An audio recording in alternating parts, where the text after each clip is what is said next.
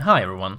I'm sure a lot of you have seen this. It was published by the Swedish government on their website a couple of days ago, and this article has been shared a lot in social media as proof that Sweden is doing just fine. Which I find very upsetting, considering how misleading it is. I'm also surprised they even had the nerve to do this, since anyone with access to the internet can look up their claims and see that some of them are just wrong, while others aren't giving off the whole image. So let's begin with the first racist myth. Sweden had its first Islamic terrorist attack not so long ago. And to this the government replies, the only known attempt at such an attack was in 2010. No one was harmed but the attacker. Okay, so that is true. However, I would like to point out that Sweden has exported more jihadists than all of America. In 2015, it was estimated that 250 people had joined ISIS from America. For Sweden, it was around 300. And do keep in mind that one single ISIS fighter can cause a lot of damage. One person alone can achieve up to 200 kills, especially if they carry out a suicide bombing, and a lot of ISIS fighters aren't killed in action. They get educated in the art of killing, handling explosives, they're generally imbued with hatred towards democracy and the West, and then they bring these skills and attitudes back home to the West.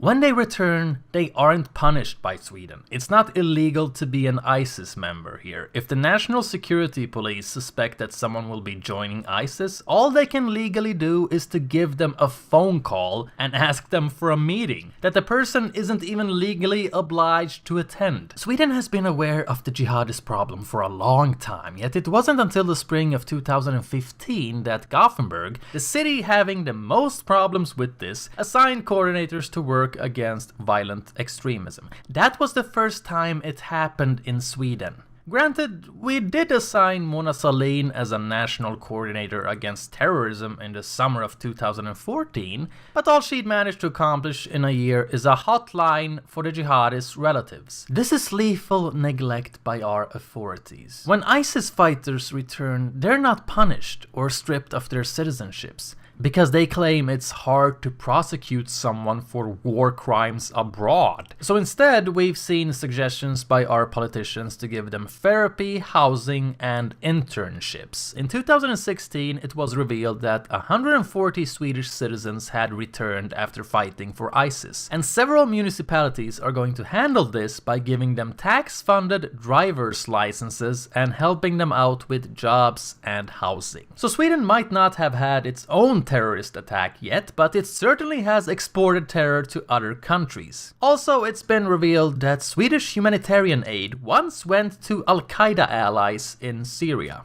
Let's move on to the second claim. There's been a major increase in the number of rapes in Sweden, to which the government replies, the number of reported rapes in Sweden has risen, but the definition of rape has broadened over time, which makes it difficult to compare the figures. It is also misleading to compare the figures with other countries, as many acts that are considered rape under Swedish law are not considered rape in many other countries. Well, sex crimes have doubled since 2012, and the legal definition of rape isn't relevant here, because the source of these figures is the Crime Council's safety survey. They are generally considered more reliable than reports to the police, and this also means that factors like the definition of rape widening and taking time to apply in court doesn't matter. Asking citizens what they've experienced and looking at people who dared to report are two very different things. And according to safety survey numbers, women's comfortability with reporting sex crime has actually gone down, not up. Now this is an important detail, since this is often used as the number one theory to explain why there's been an increase. And from 2005 to 2010, women did feel more comfortable reporting sex crime, but since 2010, it's been going down. Now, in order to understand the effect that immigration has on crime and rape, we need data. Obtaining that data is easy in other countries, but not in Sweden. The latest official report was in 2005, for the years 1997 to 2001. It confirmed that immigrants were significantly overrepresented. 4 times more likely to be suspects in homicide cases and 5.5 times more likely to be suspects of rape. Since then, Swedish politicians have made sure not to release any more statistics. The numbers are being collected by statistical agencies, but they're not being published. Parliament even denied a motion to produce up-to-date crime statistics based on national origin. If we look at neighboring countries, we might find an explanation there. In 2009, Norwegian police reported that non-Western immigrants were responsible for all assault rapes in Oslo for the past 3 years. We're talking about 41 reports. In the third largest city of Stavanger, 2012, 90% of rapes were by non-natives. That's 20 convictions. Now those might be small numbers, but the official police report from 2011 confirms the trend. Here we can see perpetrator representation according to age and ethnic background. The bluish color represents non-Norwegians. And as you can see here, 61.2% of rapists were Norwegians, 10.5% were from Africa, 9.2% were from the Middle East, 12.5% were Europeans, 4.6% were Asians, and 2.0% were Americans. I like to point out that Asian doesn't just mean Chinese and Japanese, it can also refer to Pakistanis and Afghans. Considering that Southeast Asians have the lowest registered crime, it is likely not predominantly Japanese and Chinese people here. Now, notice that Norwegian citizen includes people with immigrant backgrounds as well. It is not just ethnic Norwegians that are Norwegian citizens. If we break it up according to continental background, then the numbers are as following. 34.9% of rapists were Norwegians, 19.7% were from Africa, 15.1% from the Middle East, 14.5% from Asia, 13.8% from Europe, and 2.0% from America. Considering that immigrants make out a minority in Norway, these numbers are remarkable. I managed to come across a police report from 2015 as well, showing that immigrants commit a disproportionate amount of rapes. 25% of reported rapes that year were by non-European immigrants. The largest immigrant population in Norway is Polacks, followed by Lithuanians and Swedes.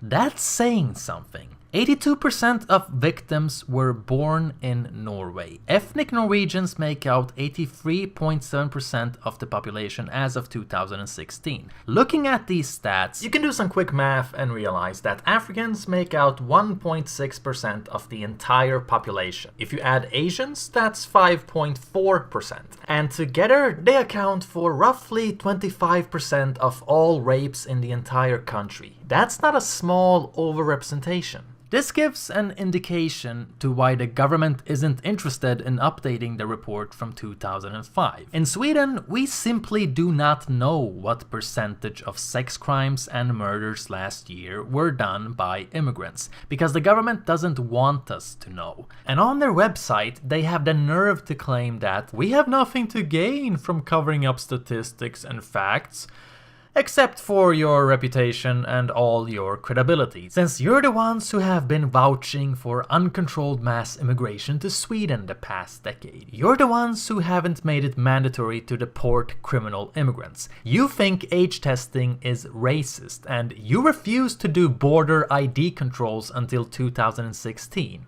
The Swedish government says, according to the most recent study, people from foreign backgrounds are 2.5 times more likely to be suspected of crime than people born in Sweden to Swedish-born parents. Please do note how they're avoiding the numbers for crime and rape. Yeah, it is true that immigrants are 2.5 times more likely to be suspected in general terms. But if you look at specific crimes like rape and murder, it's several times higher than that. The government insists on there not being a cover-up, while at the same time refusing to update the numbers. Do you know the best way to tell that they're dishonest? If immigrants weren't severely overrepresented, they would love to release those numbers, because it would put an end to all speculation. It would remove all the appeal of far-right populist parties and their rhetoric. Put simply, it would be the ultimate argument against people like Donald Trump. But instead,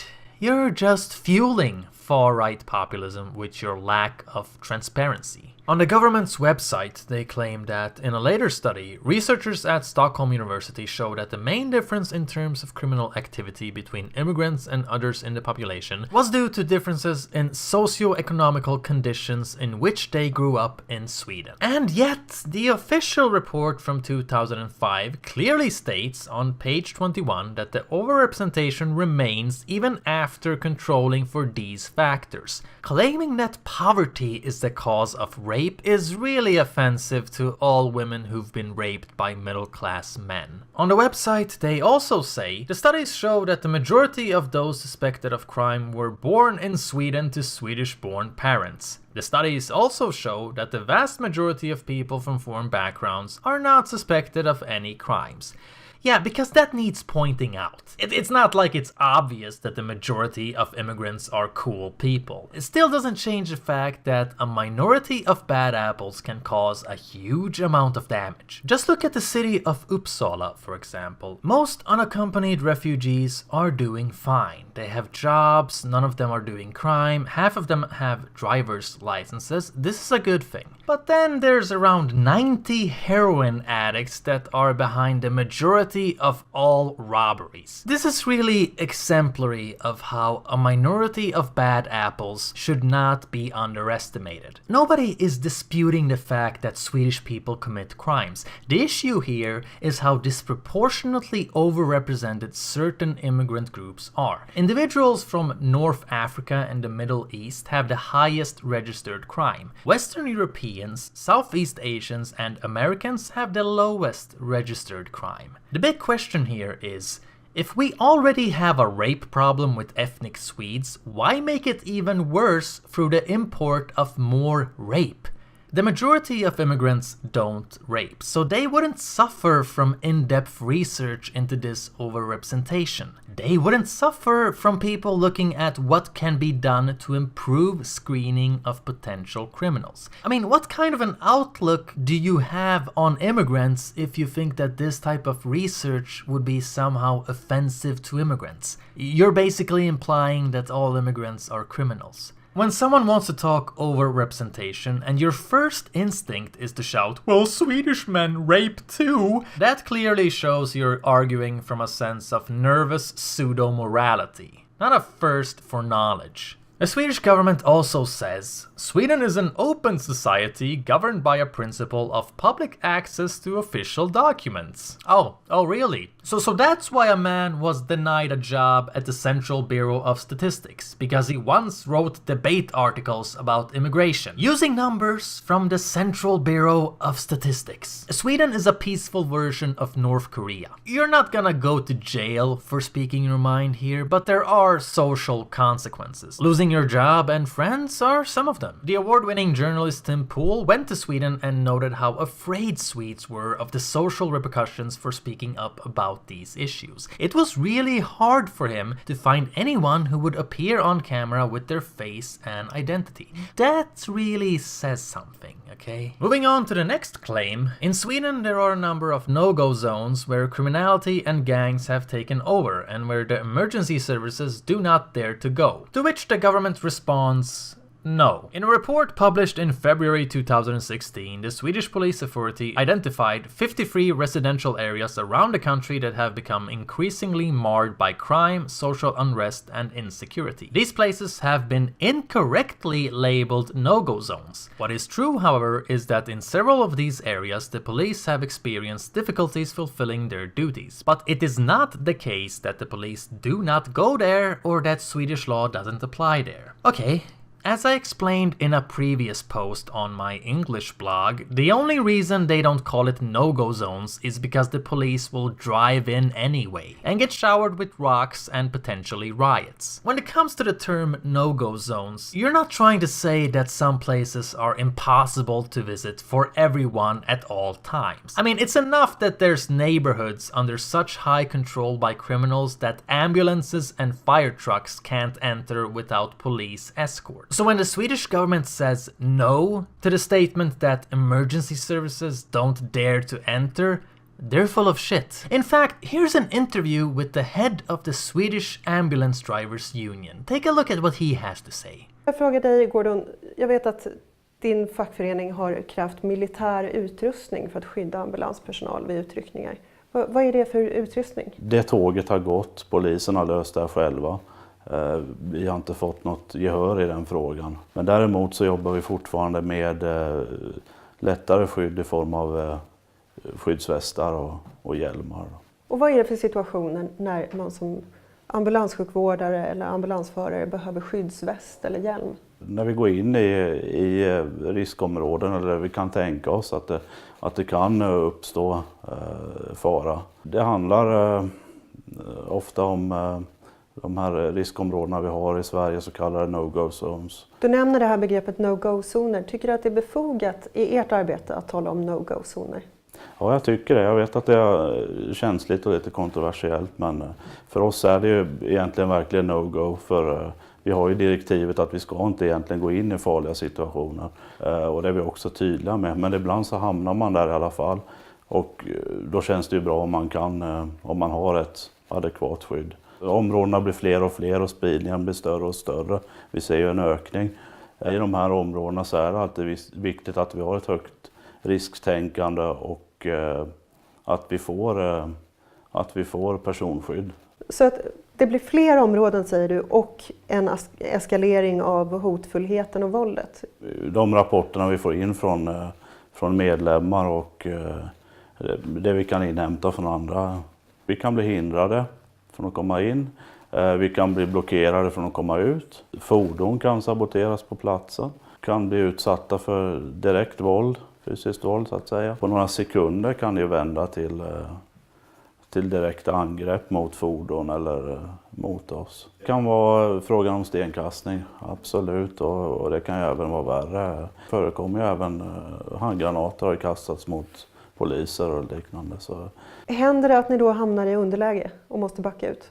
Ja, det är ofta alltså. För det är ju det första vi gör, det är ju att backa ut alltså. Och hur vanligt är det? Det handlar ju om någon gång i veckan, absolut. In Seved, the post office refuses to hand out packages due to safety reasons. In Tensta, they haven't had a meter made for 8 months because they're afraid to go there. Same thing with journalists visiting Bäckby, Husby, Rinkeby, etc. They get attacked for holding up cameras. The point isn't that these neighborhoods are impossible to enter. The point is that non-locals perceived as intruders get attacked, and these areas are highly problematic to the point where you start wondering who's in charge, the cops or the criminals. Moving on to the next claim. The high level of immigration means that the system in Sweden is on the verge of collapse. The government responds, no! The Swedish economy is strong. Despite the high cost of immigration, Sweden recorded a public finance surplus in 2015, and the forecasts indicate that the surplus is set to grow until 2020. Okay. If the Swedish economy is so strong, why is the government forced to raise taxes and make huge loans in order to afford immigration, as well as cuts to welfare? They decreased money for health insurance, which affected handicapped people. A blind 2-year-old in a wheelchair who depends on medicine for survival and needs attendance 24/7 was denied assistance. How does this rhyme well with a strong economy? The government made assisted living for senior citizens more expensive, and even though they promised to raise pensions, the poorest of the elderly got even less. In Sollefteå, women are being forced to give birth in their cars since the local maternity ward was shut down due to savings. How does this rhyme with a strong economy? Every 4th death in Lex Maria reports was due to lack of room and a high workload. A patient died because they had to wait at the emergency for 2 days. An infant died because she was sent home too early. How are you gonna tell me that this isn't a collapse? It might not be a total collapse where the hospital has been set on fire and burned to the ground, but it's certainly a collapse from an acceptable living standard. The state health department came out and said that the large number of refugees are putting such a strain on the public welfare that hospitals, dental care and the psych ward cannot operate properly. So the government's reply makes no sense. It's misleading. It only looks at BNP. it doesn't say anything about the access to housing, welfare, and hospital care. And when I looked into it a little bit closer, it turns out that Sweden's economy might not be doing that great. It turns out that it's largely based on loans. When immigration was as highest, the government sold government bonds to the National Bank for 200 billion crowns, which temporarily increased growth. But now, not anymore. BNP increase has dropped to yearly growth of 0.5%. And Sweden's economical development is still mostly driven by housing. In fact, the head of the National Bank in Sweden came out and said that Swedish banks shouldn't call themselves business banks. Rather, they should call themselves housing loan banks, since that's basically all they do nowadays. And having a country that basically sustains itself on the housing market isn't really reliable in the long term. So people predict that we're heading towards a crash. The former Minister of Finance says that it's probably gonna happen in 2018. So make of that what you will. But in any case, waiting times in Swedish hospitals are amongst the worst in Europe. We're on the level of Serbia. If Sweden's economy is going so great, why aren't they looking after their own citizens? Claim: Muslims will soon be in the majority in Sweden. The government response: no. It is estimated that there are a few 100,000 people in Sweden whose roots are in predominantly Muslim countries, but this figure says nothing about how many are religious or not. The Muslim faith communities have approximately 140,000 members. This is about 1.5% of Sweden's population. Okay, you make that sound like it's not a whole lot, but the fact is that 18% of the Swedish population is born outside of Sweden. Of course, all of these aren't Muslims. Immigrant is not a synonym for Muslim, so I'm not trying to say that. I'm just trying to point out that it is a lot. I mean, I don't think other countries have as high of a percentage. And when it comes to Muslims in particular, in 2010 there were 430,000 people in Sweden with a Muslim background. That's almost 500,000 people who come from Muslim countries. 110,000 were members in an Islamic congregation. And these numbers are from 2010. It is likely to assume that they have gone up since then, since immigration from Muslim countries has as well. I'm not making an indication that Muslims will soon be a majority, I'm just stating the facts here. The Swedish government says Sweden needs immigration to compensate for the decline in numbers of babies being born here. What the fuck did I just read? Let me get this straight. Swedish people are declining in numbers, and therefore we need immigrants from Muslim countries. But Muslims aren't gonna be the majority here in Sweden, because Swedish people are becoming fewer and fewer, and therefore we need more and more immigrants. But this doesn't mean that they're gonna be the majority eventually.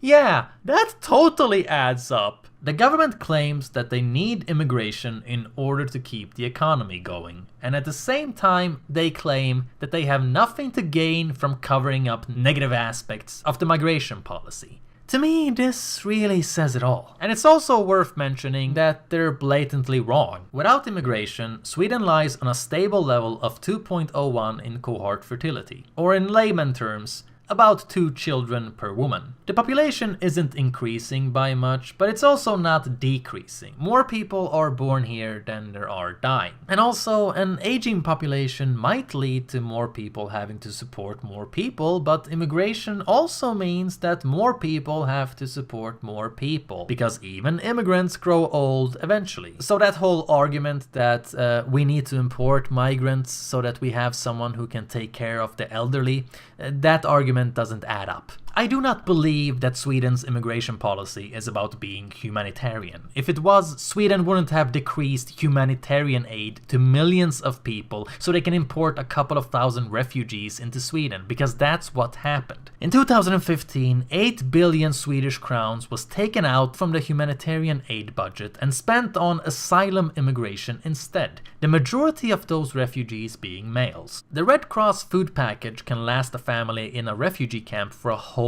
month, and it cost 385 crowns. However, every new refugee in Sweden costs 499 crowns per day.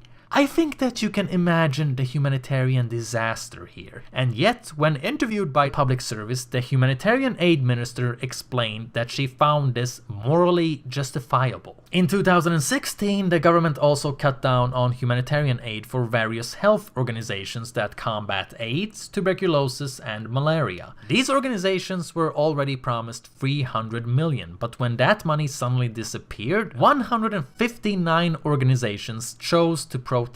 According to calculations by the Global Fund, the result of this suspended funding is 20,000 more deaths and almost 1 million people becoming infected with HIV, tuberculosis, and malaria. Once again, this was the decision of our humanitarian feminist government. The majority of refugees are left behind in the conflict area. Immigration per se really only helps about 1% of refugees. The remaining 99% need food, water, and safety until the conflict resides. So that the government is working hard to prioritize the import of people into Sweden says that they're prioritizing citizen growth, not to help as many people as possible. Sweden's immigration policy isn't about humanitarianism, it's about the economy. Every country is its own corporation, where the citizens are employees, and every corporation seeks continual growth and eternally growing profit. Less employees, less money. Certain countries do have falling birth rates, so the World Bank and the UN have suggested replacement migration as a solution. A decrease in population is a decrease in economic growth. What this is, put simply, is that it's much easier to replace the population than it is to replace the economical system. As usual, it's all about the money. And that's how we need to start viewing what's happening in the world. Forget the whole "they're just afraid of being called racist" theory. What are the financial incentives for the chaos that we're seeing across Europe? Thank you for watching this far.